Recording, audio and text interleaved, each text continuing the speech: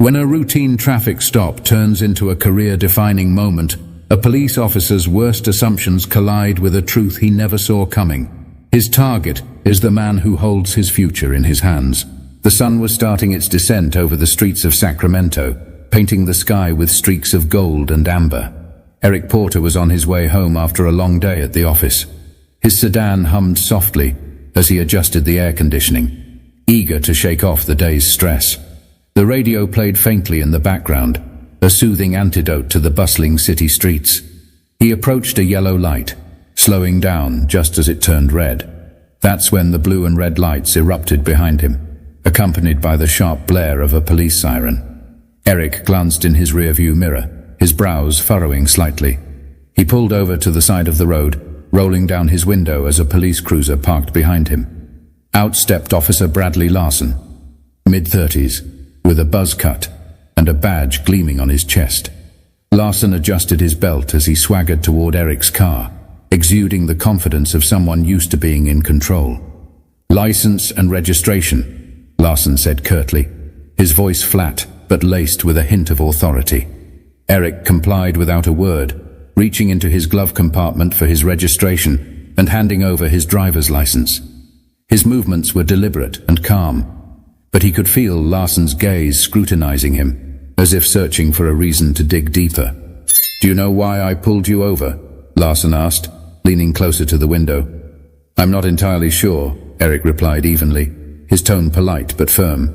"You didn't come to a full stop at the light," Larson said, though there was a flicker of hesitation in his voice. Eric frowned but nodded slightly. "I see.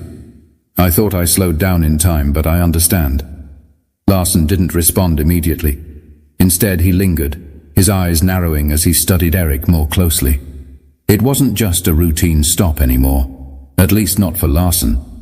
His posture shifted, subtly but noticeably, as if he had already decided this was more than a minor infraction. The officer glanced at the license in his hand. "You're not from around here, are you?" he asked. Eric hesitated for a fraction of a second before replying. "I moved here a few months ago. My address is on the license." But Larson wasn't really listening. His questions were starting to take on an edge, just enough to suggest that he wasn't concerned about a traffic violation anymore. Eric's calm demeanor seemed to irk him, and he leaned in closer. "Where were you headed in such a hurry?" "Just going home," Eric replied. His tone remained steady, but the subtle shift in the air was impossible to ignore. Larson didn't just see Eric as a driver anymore. He saw something else, something that warranted suspicion. Eric could sense the tension building, but he didn't flinch. Little did Officer Larson know the calm exterior wasn't naivety, it was control. This was just the beginning. Larson took a step back, folding Eric's documents with an exaggerated slowness before tucking them into his chest pocket. He straightened up, his expression shifting into something faintly smug, as though he'd already made up his mind about the man sitting in front of him. "Step out of the car for me," Larson ordered. Eric's grip on the steering wheel tightened briefly, but his face betrayed no reaction. "Is there a specific reason for that, officer?" he asked, his tone measured. Larson's lips twitched, but he masked it quickly. "I asked you to step out of the car. You don't want to make this harder than it has to be." The threat hung in the air, unspoken yet unmistakable.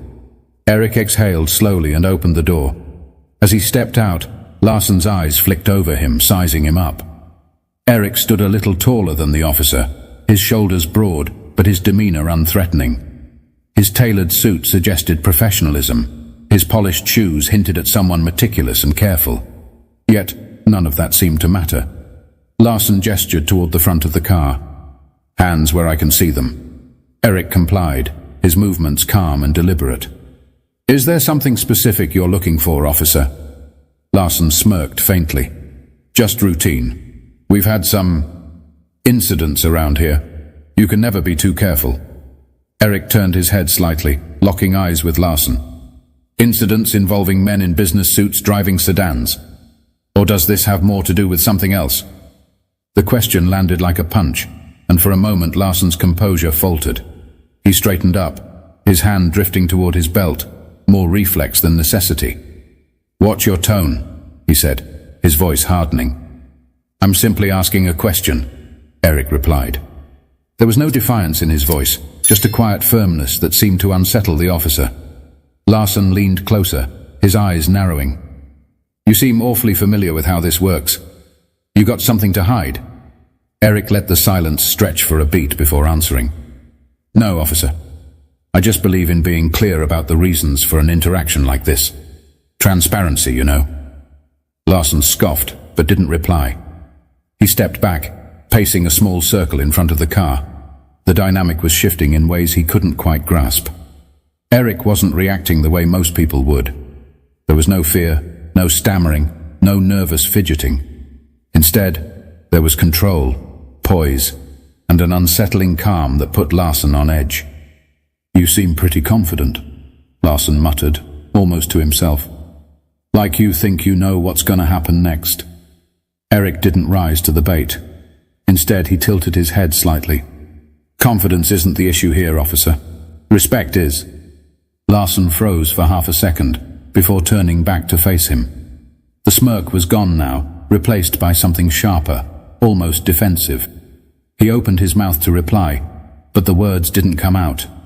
Eric's composure was throwing him off balance, and he didn't like it. As the silence stretched, the tension between them felt electric, and Larson was starting to realize this wasn't going to play out the way he'd expected.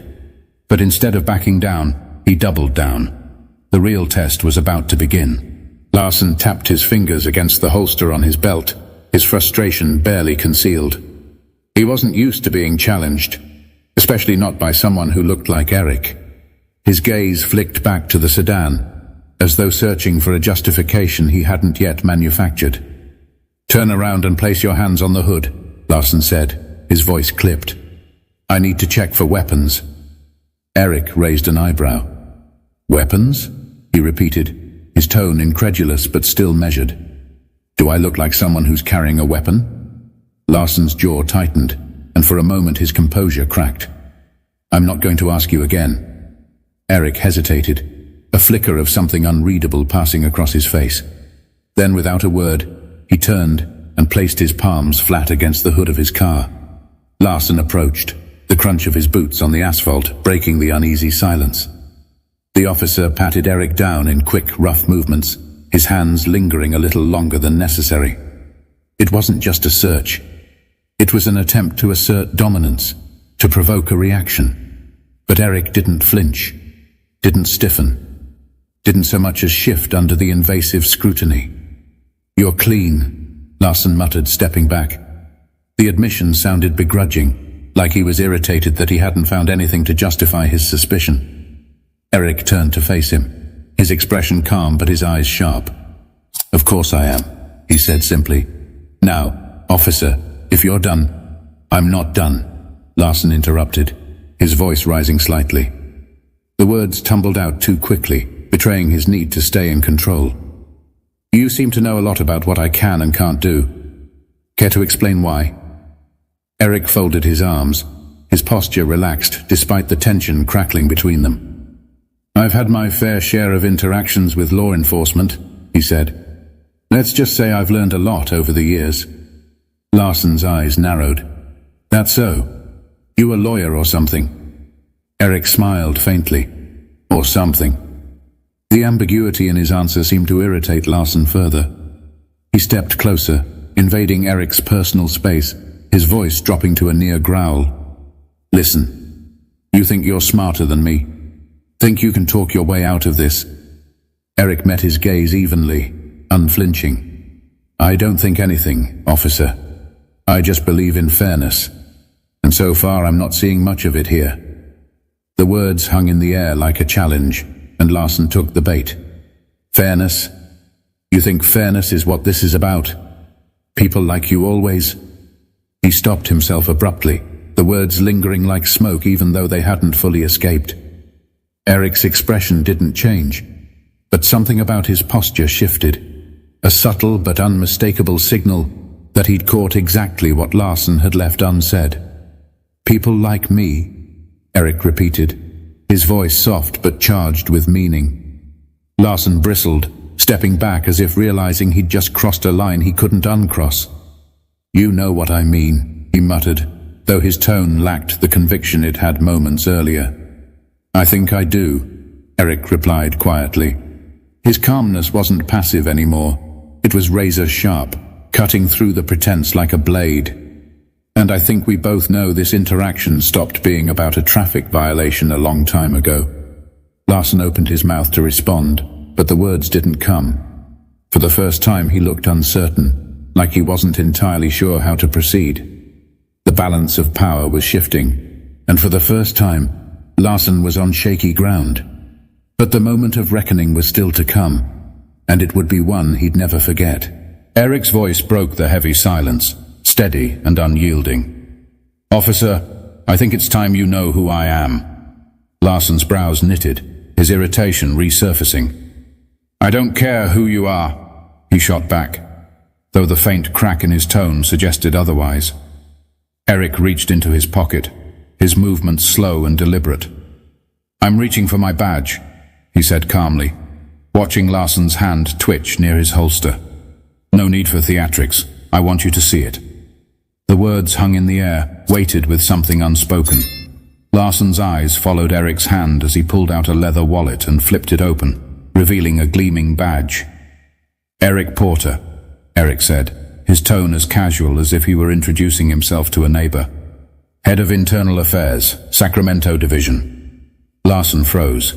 His eyes darted to the badge, then back to Eric's face, searching for some sign that this was a joke.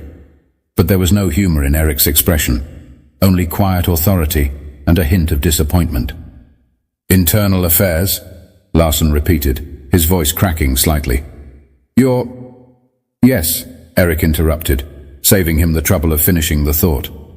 "I oversee officer conduct. My job is to ensure that the people wearing this badge uphold the integrity and values it's meant to represent." Larson's face paled, his confident demeanor unraveling in real time.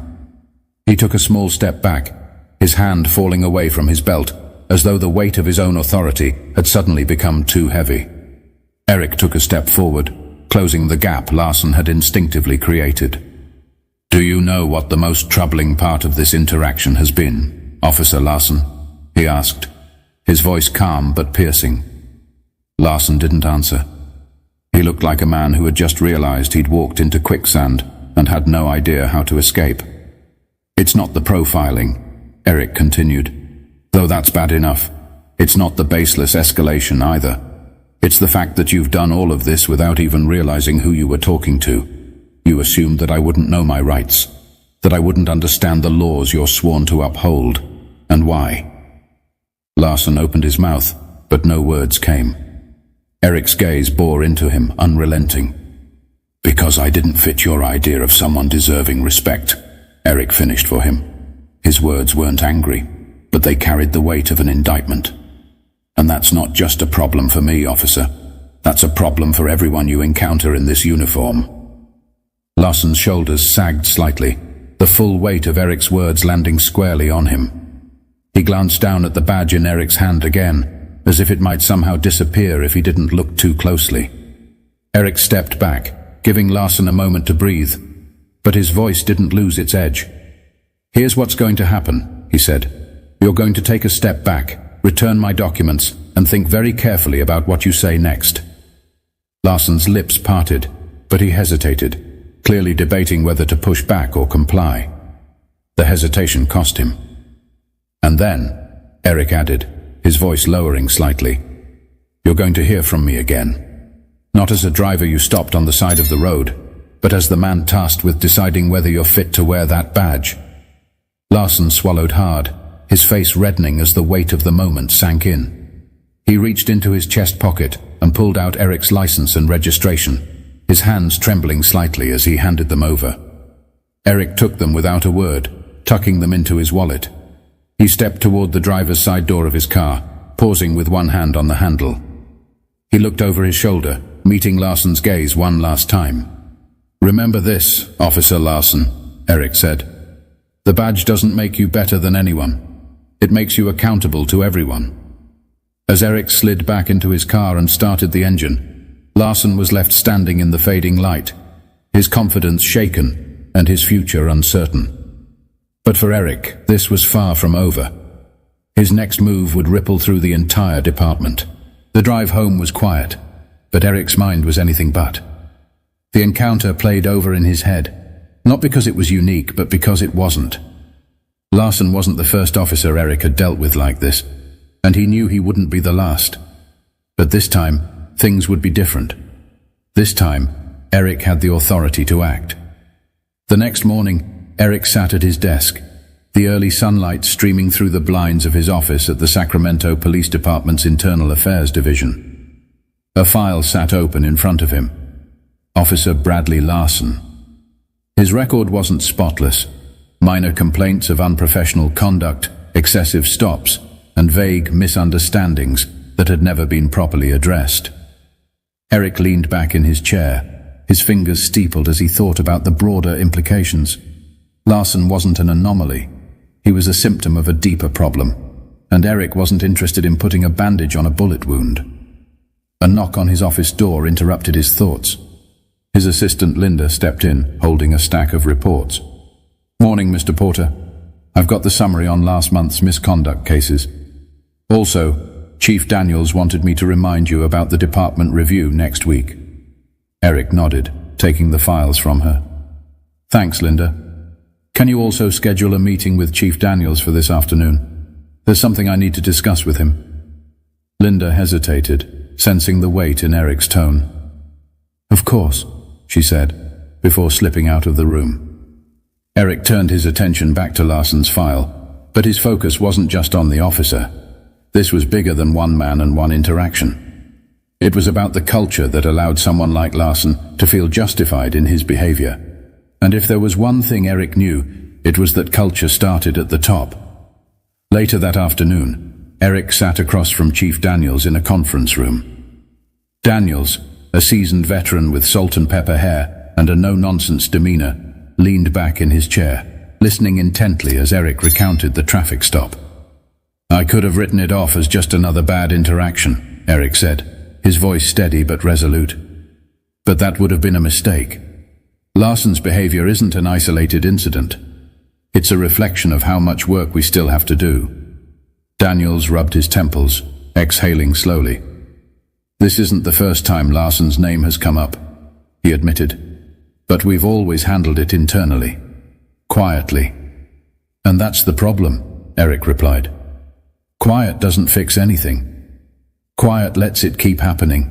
It's time to be loud." Daniels looked at him. The weight of the conversation etched into his face. "What are you proposing?" "A department-wide review," Eric said without hesitation. "Not just of individual officers, but of our training, our protocols, our accountability systems. We can't keep sweeping this under the rug. If we don't hold ourselves to a higher standard, how can we expect the community to trust us?" Daniels leaned forward, his hands clasped on the table. "You're going to ruffle some feathers with this." "Good," Eric said simply. "It's about time someone did." The following weeks were a whirlwind of meetings, interviews, and reports. Eric worked tirelessly, compiling data, speaking with officers, and holding public forums to hear directly from the community. The Larson incident became a catalyst for change, a turning point that forced the department to confront its flaws head-on. Larson, for his part, faced an internal hearing. Eric made no secret of his involvement, sitting across from Larson during the proceedings and watching as the officer squirmed under the scrutiny. The hearing resulted in a suspension, but Eric knew the real victory wasn't in punishing Larson. It was in preventing the next Larson. Months later, Eric stood at the podium of a community event, addressing a room full of officers, city officials, and local residents. He spoke not of blame, but of responsibility, of the shared duty to create a system that worked for everyone. His words weren't just a call for accountability. They were a promise of change. "Justice isn't just about catching the bad guys," Eric said, his voice resonating through the hall. "It's about making sure the people sworn to protect and serve do so with integrity, fairness, and respect for everyone they encounter. That's the badge I believe in, and that's the badge we're building here, together." The applause was thunderous, but Eric didn't linger on it. For him, this wasn't the end of the story. It was the beginning of a better one. As Eric stepped down from the podium, he glanced at the faces in the crowd, some skeptical, some hopeful, but all listening. He knew change wouldn't come overnight, but it would come. And for now, that was enough. If this story resonated with you, share it with someone who needs to hear it. Let's start the conversations that matter, the ones that lead to change. Subscribe to our channel for more stories like this, stories that challenge us, inspire us, and remind us of what we're capable of when we stand for what's right.